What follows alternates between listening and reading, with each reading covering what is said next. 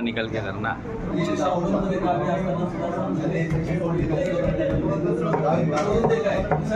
मेरा नाम धीरेन्द्र कानाबर है। मैं सद्भावना वृद्धाश्रम राजकोट की ओर से आ रहा हूँ। आज मुंबई में प्रेस क्लब में हमने प्रेस कॉन्फ्रेंस इसलिए रखा है कि आप जहाँ तक आपका वीडियो या मैसेज पहुँचे, ऐसा कोई माँ बाप है जिसका दुनिया में कोई नहीं है, ऐसे लोगों को हम ढूंढने के लिए आए हैं, भी इनवाइट करने के लिए आए हैं, निमंत्रित करने के लिए आए हैं। ऐसे लोगों को हम पूरे देश से निःशुल्क निमंत्रित करते हैं, जिसको बेटा नहीं है, जिसके पास बड़ी प्रॉपर्टी नहीं है और जिसको कोई पेंशन की आमदनी नहीं है। 700 वडील ऑलरेडी विराजमान है, 400 बिल्कुल बेड रिडन है। आप सबको हमारा निमंत्रण है, एक बार जरूर देखने के लिए आइए। आपकी संस्था किस तरीके से कार्यरत है?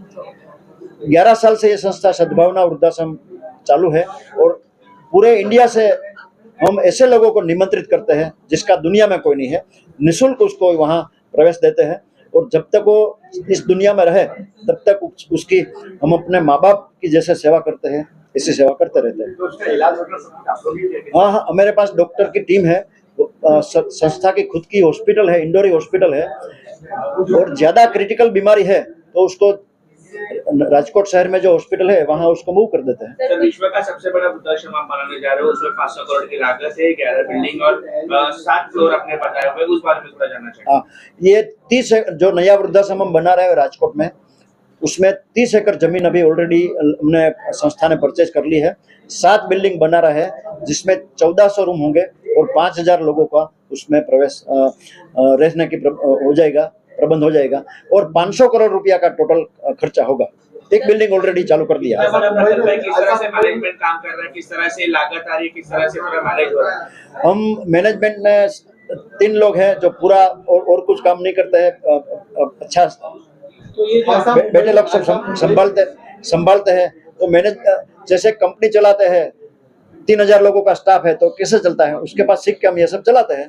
ऐसा मुंबई में भी शुरू किया जाएगा क्या? महाराष्ट्र में हमारा कोई प्लानिंग नहीं है, लेकिन कोई ऐसा कोई डोनर मिल जाए तो हम हो सकता है। डेफिनेटली हम सोचेंगे। डोनर पे डिपेंड है।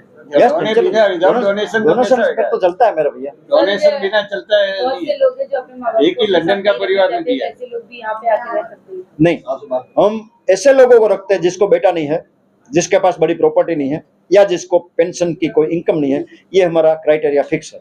तो ये जो आश्रम है तो सिर्फ बुजुर्गों के लिए करता है या फिर पशु पक्षियों के लिए भी काम कर रहा है? नहीं, वो पशु के लिए कर रहा है और दूसरी बात है हम बेल आश्रम चला रहे हैं। वो सब्जेक्ट अभी नहीं लिया है, अभी तो सिर्फ वृद्धाश्रम की बात करेंगे। जैसे कि जिसके बच्चे हुए उनको आप नहीं, आप कमाना बराबर नहीं है, ठीक से पाल सकता है अपने माँ बाप को, उनके लिए कुछ नहीं सुझाव है? भविष्य में सोचेंगे, लेकिन अभी तो हमारा क्राइटेरिया फिक्स है। लेकिन मैंने अभी थोड़ी देर पहले ही बोला कि बहुत वृद्धाश्रम गुजरात में है जो बेटे वाला कोई रखता है। There are 163 old age home in Gujarat और लोग बच्चे वाले को, बेटे वाले को रखते हैं, तो वहाँ कांटेक्ट कर सकते हैं। सरकार को क्या कुछ मैसेज देना चाहेंगे? जी, सरकार को क्या कुछ मैसेज देना चाहेंगे? सरकार को मैसेज यही हम देना चाहेंगे कि ये वृद्धजन जो है वो वृद्धाश्रम चला रहे हैं, उसके लिए कुछ सब्सिडी का प्रबंध कीजिए। जनता को क्या कुछ सुझाव देना चाहेंगे? मैं सारे ये सुनने वालों सभी जनता को अपील करता हूँ कि आपके आजू बाजू में ऐसे कोई बुजुर्ग लोग है जिसका बेटा नहीं है, जिसके पास बड़ी प्रॉपर्टी नहीं है या जिसको पेंशन की इनकम नहीं है, उस माजी तक, उस बात तक, उस बापूजी तक ये मैसेज पहुंचाइए। इसमें सभी समुदाय के लोगों को दिया जा रहा है। हाँ, सभी समुदाय के लोगों नंबर बताना चाहिए। और अपने भगवान से माँ बाप की सेवा करना पहली जरूरी है। भगवान से भी माँ बाप आगे। प्रवेश के लिए नंबर 8002288888। अच्छा, ऐसे लोग भी हैं, बताइए सब, बताइए नहीं मेरी बेटी है, बेटा है, मेरा है, बुजुर्ग है, वो कैसे टैकल करेंगे उनको? मेरे पास ट्रेंड स्टाफ है भैया, 80 लोगों से ज्यादा का भी स्टाफ है, तो सब देखभाल होती है ना। और 11 साल का अनुभव है। यहाँ के लिए जैसे कि मुंबई में एक आदमी है, एक बुजुर्ग है, कैसे आप जानेंगे कि ये वाकई ये गरजू है? इसे आप समझ गया। ये अभी सोशल मीडिया का जमाना है, आप जब जानते हैं, तो ये हम कंटिन्यूसली सोशल मीडिया पे एक्टिव है, हमारी पूरी टीम है, तो कहीं से कहीं उसको मालूम हो जाता है। अभी एक सिटी में सबसे ज्यादा कोई है तो मुंबई वाला 65 है ऑलरेडी, तो आ गए ना आगे। यहाँ से वहाँ तक का खर्चा कैसे करेंगे? नहीं, वो मेरे पास प्रबंध नहीं है, वो तो उनको ही करना है। लेकिन कोई आजू बाजू वाला तो लाइफ कोई उसका सगे वाला आता है तो मैनेज कर लेते हैं। ये कोई बड़ी बात नहीं है। पहुंचाने का खर्चा बड़ा नहीं, रहने का खर्चा सबसे बड़ा है भैया।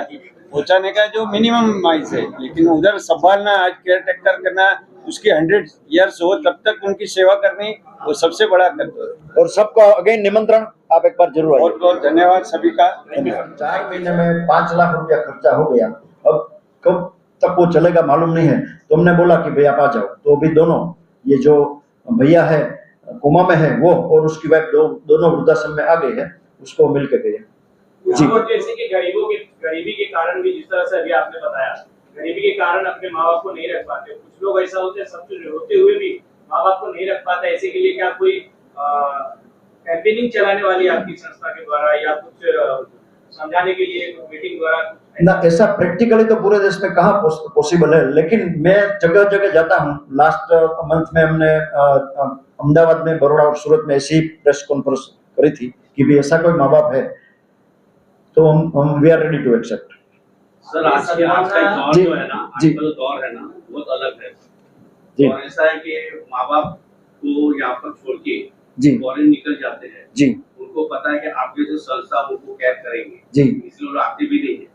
तो वो ये फैशन ये है, माँ बाप को छोड़ के जो और निकल गए, पता है उनको ये सब, ऐसे घर खाली पड़े हैं, उनका कोई देखने वाला भी नहीं है। जी। माँ बाप को देखते हैं, माँ बाप को देखते हैं। तो हमने उससे, उसका मैनेजमेंट के साथ हम बात करते रहते हैं कि भी इसमें जितना भी डिस्काउंट हो सके, ये तो भगवान का काम है, माँ बाप का काम है। तो देखो, कोई तो अड़ोस पड़ोस वाला होता है, लेकिन हम लेने के लिए नहीं जाता है, प्रैक्टिकली पॉसिबल नहीं है ये।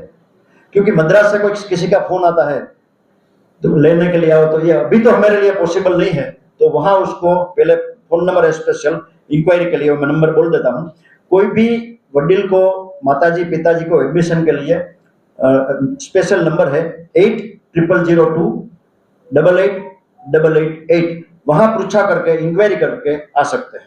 आने वाले दिनों में सद्भावना वृद्धाश्रम जो है, ऐसे बहुत सारे लोग हैं जो रोड पे पड़े हुए, जिनका घर भी नहीं है, द्वार भी नहीं है, दिन में वो नहीं शांत है, रात में फुटपाथ पे सो के जीवन निकालते हैं, या फिर उनकी लाशें यहाँ वहाँ पड़ी हुई थी, उसके लिए काम करेगी क्या? नहीं, अभी तो ऐसा कोई हमारा आयोजन, अभी तो प्लानिंग नहीं है कोई, लेकिन राजकोट में जितने भी आएंगे उसके लिए हम रेडी है सर।